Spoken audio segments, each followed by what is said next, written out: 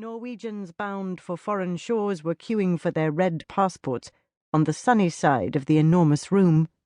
On the north side, packed in beneath the gallery, were the dark-skinned people, apprehensive, hands damp with perspiration after hours of waiting to be told their fate in the police immigration department. But Karen Borg was late. She cast a glance up to the gallery round the walls. Blue doors and linoleum floor on one side and yellow on the other southern side.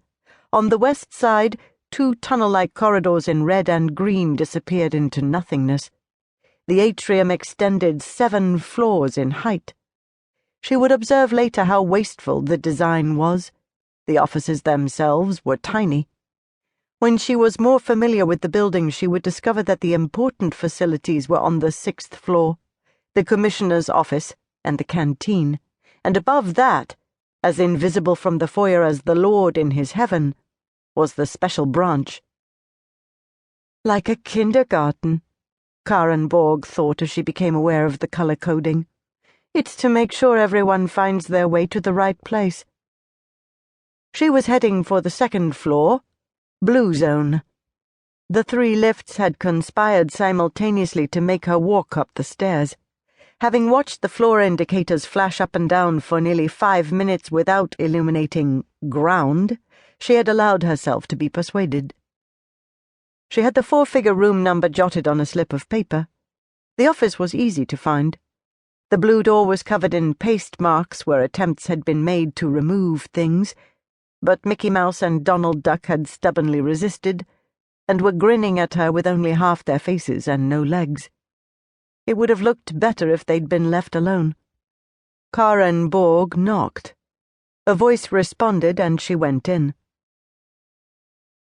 Håkon didn't appear to be in a good mood. There was an aroma of aftershave, and a damp towel lay over the only chair in the room apart from the one occupied by Son himself. She could see his hair was wet. He picked up the towel, threw it into a corner, and invited her to sit down. The chair was damp. She sat anyway. Håkon and Karen Borg were old friends who never saw each other.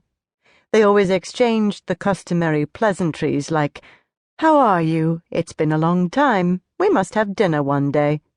A regular routine whenever they happened to meet, in the street or at the homes of mutual friends who were better at keeping in touch. "I'm glad you came. Very pleased, in fact," he said suddenly. It didn't look like it. His smile of welcome was strained and tired after 24 hours on duty. "The guy's refusing to say anything at all. He just keeps repeating that he wants you as his lawyer." Karen Borg lit a cigarette. She defied all the warnings and smoked Prince originals, the "now I'm smoking Prince too" type, with maximum tar and nicotine and a frightening scarlet warning label from the Department of Health. No one cadged a smoke from Karen Borg. "It ought to be easy enough to make him see that's impossible. For one thing, I'm a witness in the case since I was the one who found the body, and second, I'm not proficient in criminal law. I haven't handled criminal cases since my exams, and that was 7 years ago." 8, he corrected her. "It's 8 years since we took our exams. You came 3rd in our year out of 114 candidates. I was 5th from the bottom. Of course you're proficient in criminal law if you want to be." He was annoyed, and it was contagious. She was suddenly aware of the atmosphere that used to come between them when they were students. Her consistently glowing results were in stark contrast to his own stumbling progress towards the final degree exam that he would never even have scraped a pass in without her. She had pushed and coaxed and threatened him through it all, as if her own success would be easier to bear with this burden on her shoulders. For some reason which they could never fathom, perhaps because they'd never talked about it, they both felt she was the one who had the debt of gratitude to him and not the other way round.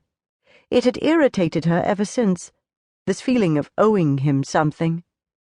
Why they had been so inseparable throughout their student years was something nobody understood. They had never been lovers, never so much.